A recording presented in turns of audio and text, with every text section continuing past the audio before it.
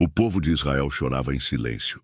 Por gerações, eles foram escravizados, açoitados e forçados a erguer os monumentos do Egito. Seus braços estavam marcados pelo peso dos tijolos, suas costas pelas cicatrizes dos chicotes.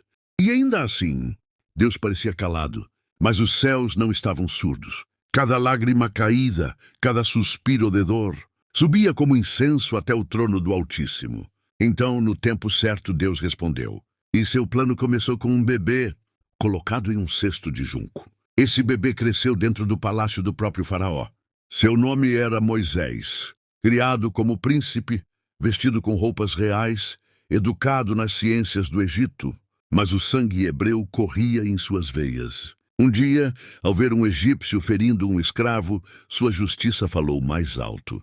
Matou o opressor e teve que fugir. Moisés passou 40 anos escondido no deserto como um simples pastor. Parecia o fim de sua história, mas era só o início. Na solidão do deserto, Deus o moldava. Até que um dia, no Monte Horebe, uma sarça começou a queimar e não se consumia. Uma voz o chamou pelo nome: Moisés, Moisés. Ali, diante do fogo eterno, o chamado foi claro: volte ao Egito, liberta o meu povo. Com seu irmão Arão ao lado, Moisés voltou ao lugar de onde fugiu. Agora, com 80 anos de idade, seus pés pisaram novamente as areias do Egito. Mas ele não voltava como príncipe. Voltava como profeta, portador da palavra do Deus vivo. Diante do trono dourado, Moisés levantou sua voz e disse: Assim diz o Senhor Deus de Israel, deixa o meu povo ir. Mas Faraó riu, desdenhou, endureceu o coração. Quem é o Senhor, para que eu ouça sua voz? O confronto entre o céu e o trono dos homens havia começado, e o Egito jamais seria o mesmo. A terra do Egito, orgulhosa e rica, foi golpeada diretamente pelo Deus de Israel. Não com espadas, mas com sinais, cada um deles uma mensagem clara: eu sou o Senhor. Primeiro, as águas do poderoso Nilo se tornaram em sangue. O rio da vida se transformou em morte, e nem os peixes resistiram. Depois vieram as rãs, incontáveis rãs invadindo casas, camas e até os palácios dos reis. Em seguida, o pó da terra se tornou piolhos, cobrindo homens e animais, ferindo o orgulho dos sacerdotes. Mas não terminou aí. Nuvens de moscas tomaram as cidades, enchendo cada canto com tormento. E os rebanhos egípcios, símbolo de poder e riqueza, foram atingidos por uma peste mortal. Os campos se encheram de carcaças. Logo depois, surgiram úlceras ardentes sobre os corpos dos egípcios. Até os magos caíram de dor.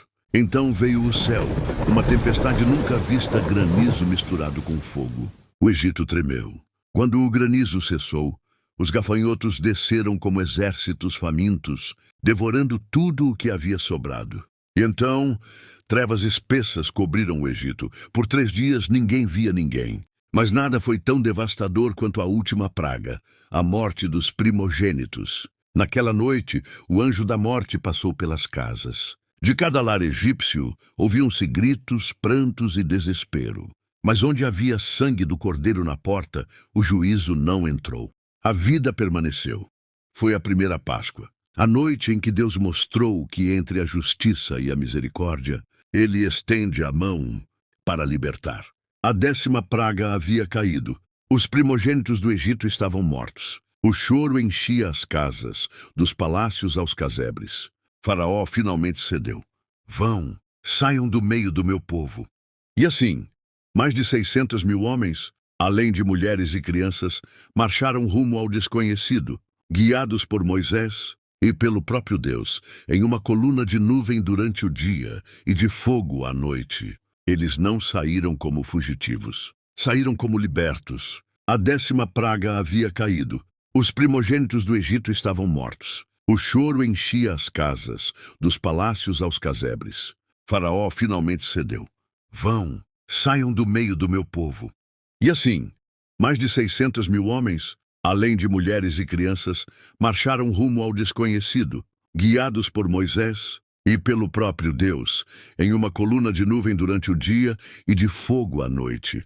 Eles não saíram como fugitivos, saíram como libertos. Mas logo o faraó se arrependeu. Reuniu seus melhores carros, cavaleiros e guerreiros e partiu em perseguição. À frente do povo, o mar. Atrás, o exército. O povo gritou, temeu, duvidou.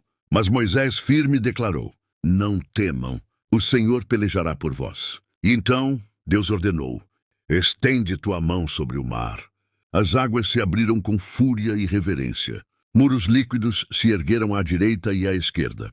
E o povo atravessou a seco, com passos de fé sobre um caminho que jamais existira antes. O Egito tentou seguir, mas as águas obedeceram apenas ao seu Criador. Quando o último hebreu pisou do outro lado, Moisés estendeu a mão mais uma vez. E o mar fechou-se, engolindo cavalos, carruagens, soldados e todo o orgulho de Faraó.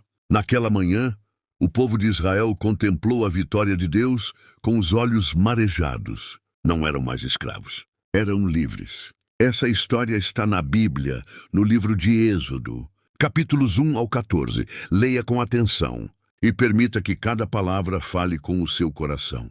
Se essa história tocou você, escreva nos comentários: o Senhor me libertou. E se ainda não é inscrito, inscreva-se agora no canal e ative o sininho. Porque aqui, a fé se transforma em narrativa. E cada história bíblica ganha vida para inspirar a sua.